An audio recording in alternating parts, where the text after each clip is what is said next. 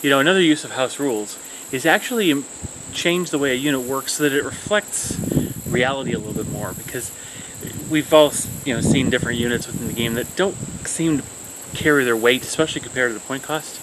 So today we're going to talk about one of those units and how we can use a certain house rule to kind of improve its ability on the battlefield.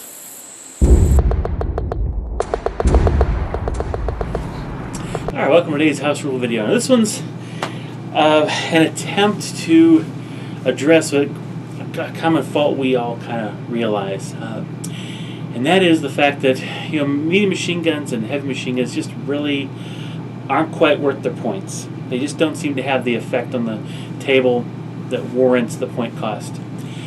So how can we do something about that? Well, I've been thinking about this in terms of what happened in the real engagements in World War II. How did infantry respond to the presence of a machine gun, regardless of what country had a machine gun?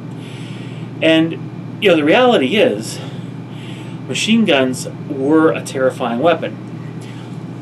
Two things that are kind of mitigated against that were the fact that the machine gun couldn't move very fast. It was stayed in one place.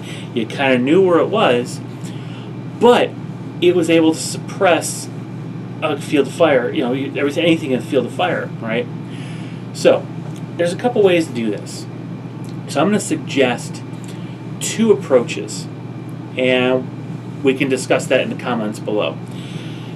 So let's face it: when you are faced with a medium machine gun, be it a Vickers, a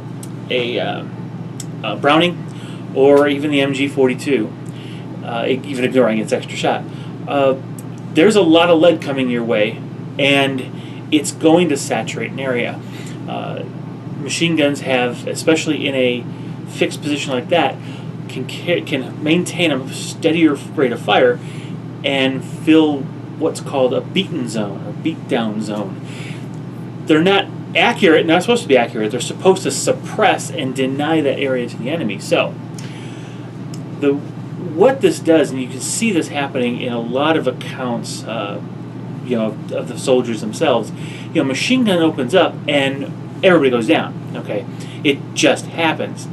Now, one way to do this is without literally forcing the targeted unit to go down, because that's not really in the spirit of things. There's two ways. The first one is, if the machine gun hits, it does an additional pin. So you'll do 2 pins when the machine gun hits. That's not too bad. But what if you miss? Well, then there's nothing. That doesn't quite capture it completely, but so that's the first way. But here's the second one I thought about, and this is the one I kind of prefer, but again, I haven't completely play tested this one. When a medium machine gun or heavy machine gun fires at you, remember, heavy machine gun, it's a larger caliber. It's going to penetrate more terrain, more barricades, more obstacles. So hiding behind a wall or a log is not as beneficial when you're dealing with a heavy machine gun. So it's just as scary, even though its rate of fire is lower.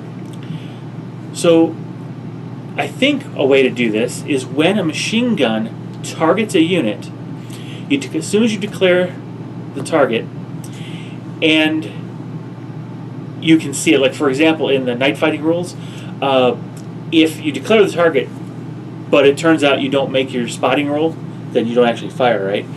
So it doesn't apply there, but assuming you can see it, and remember, if it's out of range, you still have opened fire, it's just everything falls short or misses.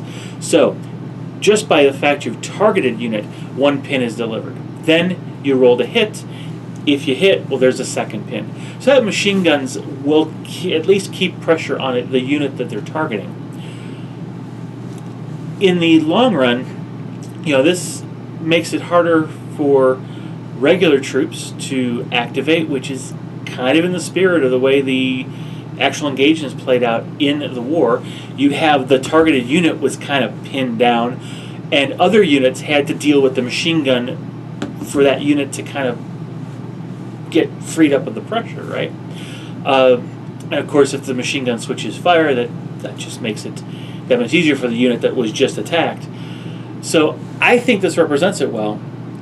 And with veterans, they're going to be next activating on, assuming they got hit, on an 8. Still pretty likely. Regulars on a 7, inexperienced on a 6, which really does reflect kind of how the combats went when it came to inexperienced troops being faced by machine gun. So I think this is a fair way to approach it. What do you guys think? Now, this would also not change the point cost of any of the weapons, okay? It'd still be the same cost, same stats. It just does 1 pin on the targeted unit. Even if it doesn't hit, it does an extra pin if it hits. Possibly 2 pins. So, what do you think? Discuss below, and let's see if we can make this kind of a house rule, come up with something good that makes the machine gun the potent weapon it really was on the battlefield. Alright, thanks for sticking with me. Share, like, subscribe, and stick around for more house rule videos. Bye-bye.